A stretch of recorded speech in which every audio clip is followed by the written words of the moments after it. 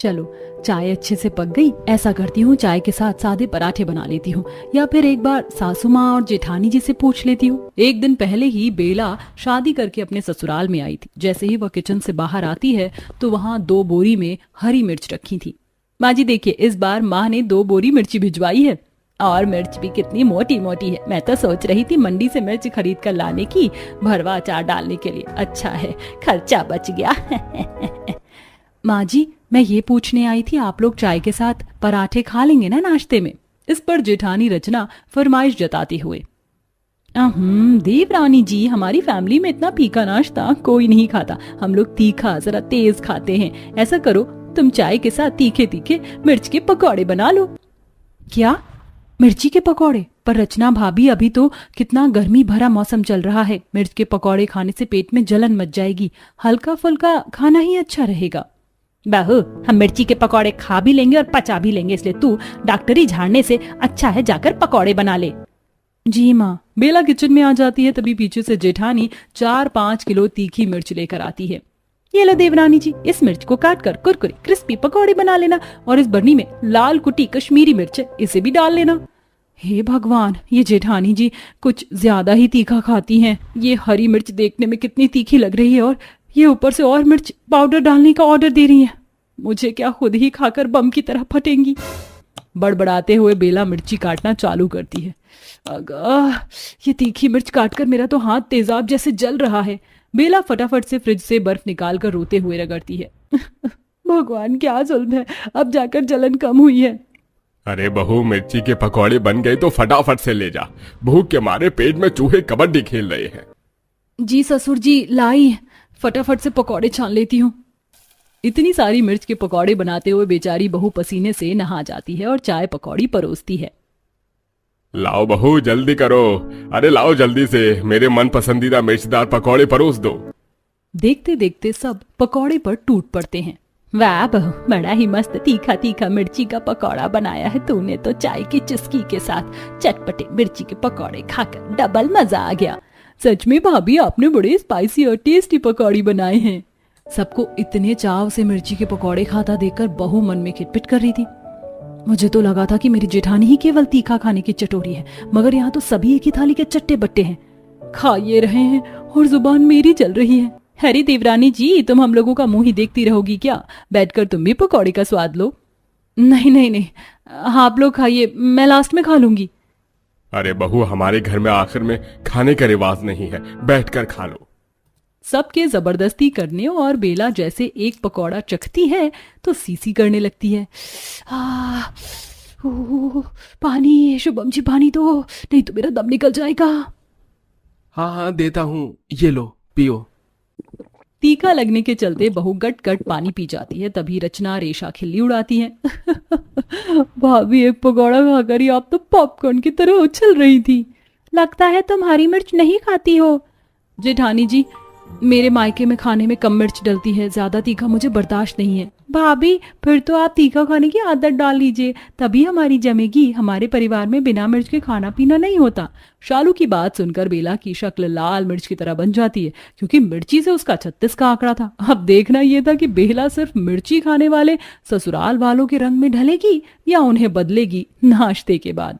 माँ जी, खाना क्या बनाना है? अरे बहू, हम सबका तो पेट फुल हो गया है पकौड़ा खाकर, दोपहर के टाइम में देख लेंगे क्या बनाना है। कुछ घंटे बाद नाश्ते के बर्तन घिसते घिसते दोपहर हो गई। जाकर पूछ लेती हूँ क्या बनेगा। पसीने में भीगी भीगी बेला सास के पास आती है। माँ जी, लंच में क्या बना दूं? सबके लिए मैं सोच रही हूँ दाल चावल भिंडी की भुजिया बना लूं। ये सुनते ही सास दोबारा से बेला पर राशन पानी लेकर चढ़ जाती। अरे बहू, खाली दाल चावल भुजिया से पेट थोड़ी ना भरेगा। ऐसा कर, भुजिया खूब सारी हरी मिर्च काट कर छौंकना और 1-2 किलो मिर्च की चटनी भी पीस लेना। 1-2 किलो मिर्च की चटनी खाने की फरमाइश सुनकर बहू का माथा चकरा जाता है। 1-2 किलो मिर्च की चटनी? माँ जी, इतनी चटनी हमारे परिवार के हिसाब से काफी ज्यादा हो जाएगी। गर्मी के मौसम में ज्यादा मिर्च का सेवन पेट में जलन और कब्ज बनाता है। मैं 1 पाव मिर्च की चटनी पीस देती हूँ। बहुत, तू मेरी सास नहीं है, मैं तेरी सास हूँ। जितना कहा है उतना किया कर, माथा मत सनका। गर्मी से पहले ही भेजा गरम है। गुस्से में पैर पटकते हुए बहू किचन में आकर तैयारी में भिड़ जाती है।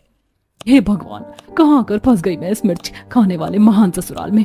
सुबह 1 मिनट का पकौड़ा खाकर मेरी तो हालत पतली हुई पड़ी है। दोबारा से मिर्च खाऊंगी तो दस्त ही लग जाएगा। मैं तो अपने लिए चावल में 2-4 आलू उबालकर उसका चोखा बना लूंगी।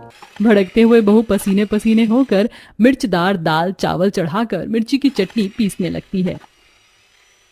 हाय राम, इस मिर्ची ने तो मेरी मिट्टी पहाड़ करके रख दी है। तभी कुकर में सीटी आ जाती है। अरे नहीं, सीटी से दाल निकल गई। बेड़ा गर्क हो गई लुगाइयों का। सब एसी की हवा खा रही है, ये नहीं कि हाथ बटवा दूं। तभी तीखी मिर्ची खाने के शौकीन ससुराल वाले हल्ला गुल्ला मचाना चालू कर देते हैं। भाभी, ओ भाभी, और कितनी देर लगेगी? जल्दी से खाना लगा दो और चटनी महीन पीसना, तभी स्वाद लगेगा।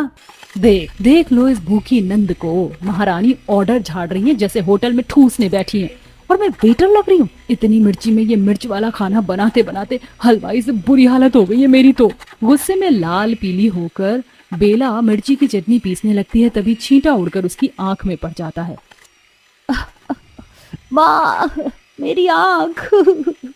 बेचारी रोते हुए आंखों में ठंडे पानी के छींटे मारती है, मगर तब तक उसकी आंख लाल पड़ जाती है। इस मिर्च की माँ की आंख, मेरी तो जान निकल गई थी। अरे बेला, कहाँ रह गई? सिंपल सी दाल चावल चटनी भुजिया बनाने में इतना टाइम थोड़े लगता है।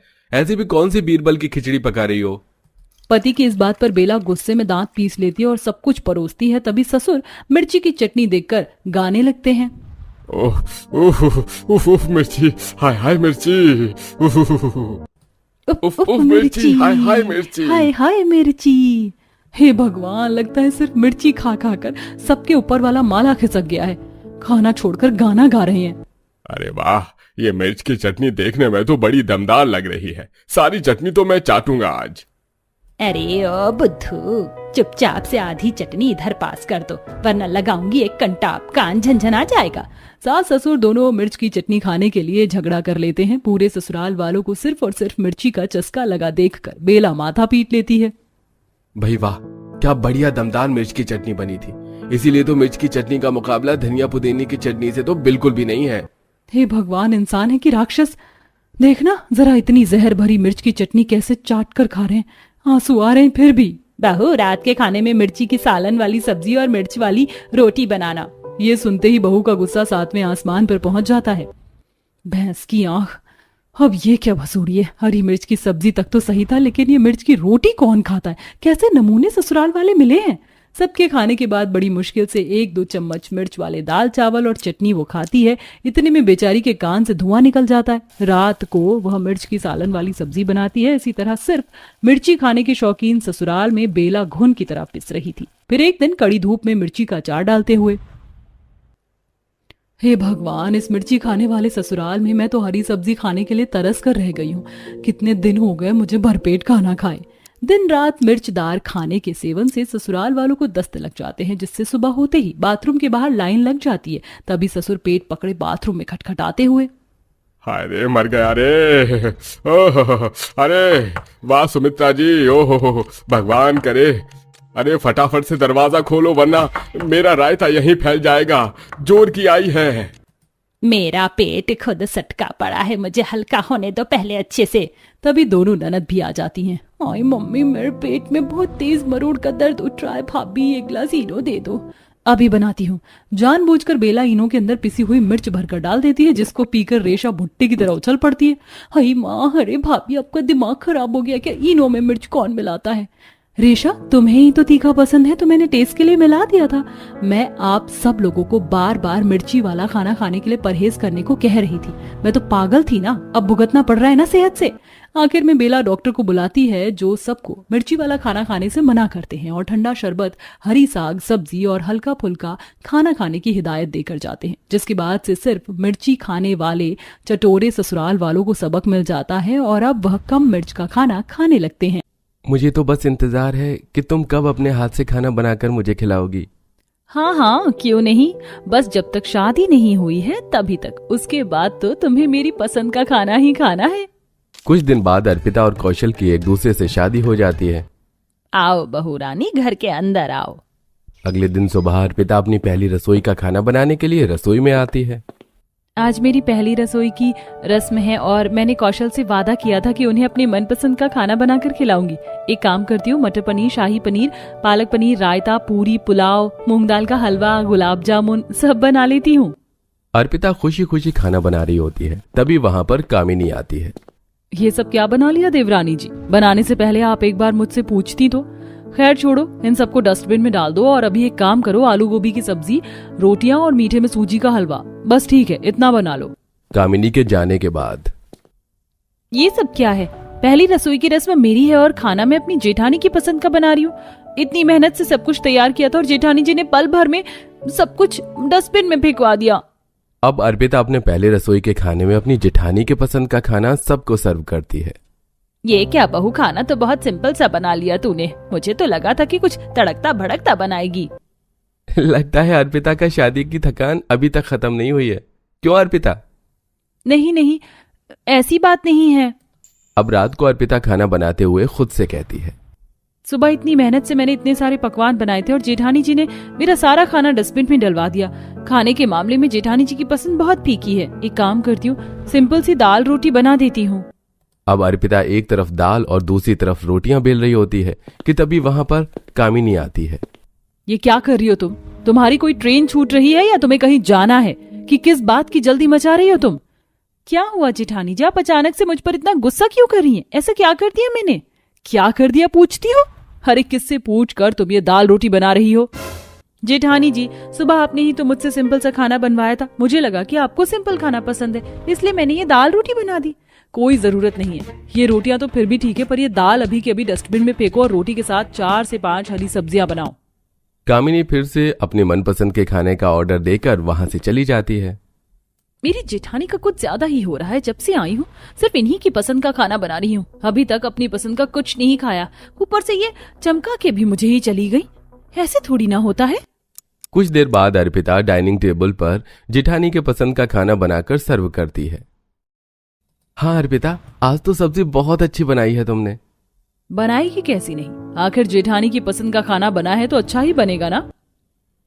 पसंद तेरी ही सही, पर बनाया तो मैंने है ना। जिस दिन बनाना छोड़ दिया ना, अपनी पसंद की नमक रोटी भी नहीं खा पाएगी बनाकर। अर्पिता अब अपनी जेठानी की पसंद का खाना बना बनाकर इरिटेट हो चुकी थी। उसका भी मन होता था कि वो अपनी पसंद से कुछ बनाए, खाए और अपने परिवार वालों को भी खिलाए, लेकिन कामिनी ऐसा होने ही नहीं दे रही थी। तभी एक रात, अर्पिता मुझे तुम्हारे हाथ के राजमा चावल खाने हैं, तुम वो बना दोगी क्या? हाँ कौशल जी, क्यों नहीं। राजमा भिगोकर अर्पिता सो जाती है। अगले दिन जब अर्पिता राजमा बनाना शुरू करती है, ये राजमा तुम किससे पूछकर बना रही हो? बिना पूछे कुछ भी बनाने की जरूरत नहीं है यहाँ, और वैसे भी इस घर में खाना सिर्फ तुम्हारी जेठानी यानी कि मेरी पसंद का ही बनता है। क्या इसका मतलब आप जानबूझकर मेरे खाने को नापसंद कर रही हो ताकि आपकी पसंद का खाना बन सके? लेकिन आज मैं भी अपनी पति के लिए ये राजमा बना कर रहूंगी। इतना टाइम नहीं है कि तुम सबकी पसंद का खाना बनाओ, इसलिए जो मैं बोल रही हूँ वही बनाओ, वही सब खाएंगे। और वैसे भी ये राजमा मुझे बिल्कुल पसंद नहीं है। अब अर्पिता भी गुस्से में तिलमिलाती हुई खाने को बना रही होती है। मेरी जेठानी जी अपने आप को समझती क्या है? अरे मेरी पसंद का खाना मुझे बनाने नहीं देती, कोई बात नहीं, पर आज तो मुझे मेरे पति की पसंद के खाने को भी बनाने से मना कर दिया। ऐसे ही कई दिन गुजरते हैं और कामिनी के पीहर से उसके माता पिता और उसकी बहन उससे मिलने उसके ससुराल पहुंचते हैं। अरे मम्मी पापा, आप लोग, गुंजन तुम भी आई हो? आओ ना, अंदर आओ। दोपहर भी हो गई, मैं फटाफट लंच लगवा देती हूँ। सभी लोग आकर सोफे पर बैठते हैं। सुषमा सबको चाय पानी देती है। बड़े दिनों बाद आए आप लोग, आप लोगों को देखकर बहुत खुशी हुई। वहीं दूसरी तरफ कामिनी अपनी देवरानी से कहती है, अर्पिता एक काम करो, आज खाने में मेरी पसंद का चिकन बिरयानी, वेज बिरयानी, रायता, छोले, दाल मखनी, मीठे में रसगुल्ला, ये सभी चीज बना लो। नीचे मेरे मायके से मेरे मम्मी पापा और मेरी सिस्टर आई हुई हैं। ठीक है जेठानी जी, ये तो बहुत ही खुशी की बात है, मैं बना देती हूँ आपकी पसंद का खाना। अर्पिता अपनी जेठानी के मायके वालों के लिए तरह तरह के पकवान बनाना शुरू करती है और पल भर में पकवान को डाइनिंग टेबल पर सर्व भी कर देती है। क्या बात है, खाना तो बहुत स्वादिष्ट बना है और ये सारा खाना तो मेरी बेटी के पसंद का है। क्या बात है अर्पिता, अपनी जेठानी के पसंद का खाना तो तुम बहुत अच्छा बना लेती हो। जी माँ जी शुक्रिया, और वैसे भी आप तो मेरी माँ के बराबर हैं और वो मेरी दीदी हैं, तो इतना तो कर ही सकती हूँ। अब कुछ देर बाद सुधा अपनी बेटी कामिनी से मिलकर उसका हालचाल लेकर अपने घर लौट जाती है। अर्पिता अब अपने ससुराल में उदास रहने लगी थी, क्योंकि न जाने कब से उसने अपनी पसंद का खाना ना तो बनाया था और ना ही खाया था। अर्पिता मन मार कर अपनी जेठानी की पसंद के खाने को बनाती है और सबको खिलाती थी। कुछ दिन बाद अर्पिता से मिलने अर्पिता की माँ देवकी आती है। माँ आप, मैं बता नहीं सकती, मुझे बहुत खुशी हो रही है आपको देखकर। अरे गेट पर ही खुशियां मनाओगी, अपनी माँ को घर के अंदर भी लेकर आओगी? हाँ हाँ माँ, अंदर आओ ना। देवकी आकर हॉल में बैठती है। अर्पिता अपनी माँ को चाय पानी देती है। देखते ही देखते रात हो जाती है और अर्पिता खुशी खुशी अपनी माँ के लिए अपनी पसंद का खाना बनाने के लिए रसोई में जाती है। एक काम करती हूँ, माँ के लिए ना पनीर कीमा, पनीर चाट, आलू गोभी, प्याज के पकौड़े, दाल मखनी, पूड़ियाँ, जीरा राइस बना लेती हूँ, माँ को बहुत पसंद आएगा। अर्पिता खुशी खुशी खाने की तैयारी कर रही होती है कि तभी वहां पर कामिनी आती है। बाप रे, इतना सारा खाना किससे पूछकर बनाया तुमने? तुम्हें 1000 बार बता चुकी हूँ ना कि इस घर में खाना मेरी पसंद का ही बनता है और इतना राशन पानी नहीं है जो तुम 36 पकवान बनाने में लग गई हो। चुपचाप से सिंपल दाल रोटी, आलू की भुजिया बना लो, बहुत है सबके लिए। नहीं प्लीज, आज मैं आपसे रिक्वेस्ट करती हूँ, आज आप ऐसा मत कीजिए, मुझे मेरी माँ के लिए उनकी पसंद का खाना बनाने दीजिए। मैं हमेशा आपकी पसंद का खाना बनाती हूँ बिना किसी ऑब्जेक्शन के, पर प्लीज आज नहीं। ज्यादा ना ड्रामा करने की जरूरत नहीं है, तुमसे कहा ना कि ये सारी चीज बनाने के लिए इतना राशन नहीं है। चुपचाप से दाल रोटी और आलू की भुजिया खिलाओ, अपनी माँ को बहुत है वो, और जब वो चली जाएंगी तो मेरी पसंद का खाना बनाना। अर्पिता ने अपनी जेठानी की माँ की सेवा पानी बहुत अच्छे से की थी, लेकिन उसकी माँ को देखकर उसकी जेठानी का यह व्यवहार अर्पिता के दिल को बहुत ठेस पहुंचाता है। लेकिन फिर भी वो चुपचाप दाल रोटी बनाकर अपनी माँ के लिए लेकर आती है। ये अर्पिता को क्या हो गया है? कितने सालों बाद उसकी माँ आई है और अपनी माँ के लिए इतना फीका सा खाना बनाया है अर्पिता ने। क्या बात है, अर्पिता खाना तो बहुत स्वादिष्ट बनाया है। कुछ देर बाद देवकी खाना खाकर अपनी बेटी के कमरे में जाती है। तभी देवकी अपनी बेटी की आंखों में आंसू देखकर कहती है, क्या हुआ अर्पिता, मेरी बच्ची तू रो क्यों रही है? माँ, मुझे बहुत बुरा लग रहा है, आप इतने टाइम बाद मेरे घर पर आई और मैंने आपको इतना बेकार खाना खिलाया, लेकिन मैं क्या करूं, मैं मजबूर हूँ। इस घर में सिर्फ और सिर्फ मेरी जेठानी की पसंद का ही खाना बनता है। मैं चाह कर भी अपनी पसंद का खाना यहाँ नहीं बना पाती हूँ। जब से आई हूँ सिर्फ जेठानी की पसंद का ही खाना बना रही हूँ। तो क्या हो गया? और अर्पिता बेटी, इसमें निराश होने वाली क्या बात? कामिनी तुम्हारी जेठानी है, तुमसे बड़ी है, तुम्हारी दीदी है, और ये तुम्हारा ससुराल है, तुम्हारा परिवार। अगर तुम उनकी पसंद से चीजें कर रही हो तो ये जरा भी गलत नहीं। मिल बांट के रहो बेटी। और मुझे वो दाल रोटी इतनी भी बुरी नहीं लगी जितना तू सोच कर रो रही है। दरवाजे पर खड़ी कामिनी ये सारी बातें सुन लेती है और उसे बहुत शर्मिंदगी महसूस होती है। आज उसे एहसास हो जाता है कि अर्पिता ने उसकी माँ के लिए क्या किया और उसने अर्पिता की माँ के साथ क्या किया। इसके बाद वो माफी मांगने के लिए अर्पिता के कमरे के अंदर जाती है। अर्पिता तुम चुप हो जाओ, तुम्हारी कोई गलती नहीं है, प्लीज रोना बंद करो और मुझे भी माफ कर दो। मुझे इस तरह तुम पर हुक्म नहीं जताना चाहिए था। तुम मुझसे छोटी हो, मुझे तुम्हें छोटी बहन की तरह रखना चाहिए था, लेकिन मैंने तो तुमसे सिर्फ अपनी इच्छाएं पूरी करवाई और कुछ नहीं। देखो अर्पिता, अपनी बड़ी बहन से माफी नहीं मंगवाते, माफ कर दो कामिनी को। अब देवकी के कहने पर अर्पिता अपनी जेठानी को माफ कर देती है, जिसके बाद से कामिनी कभी अपनी देवरानी पर हुक्म नहीं जताती है और मिल बांट कर उसके साथ खाना बनाना शुरू कर देती है। जिसके बाद कभी देवरानी की पसंद की जेठानी और जेठानी के पसंद की देवरानी खाना खाना शुरू कर देती है।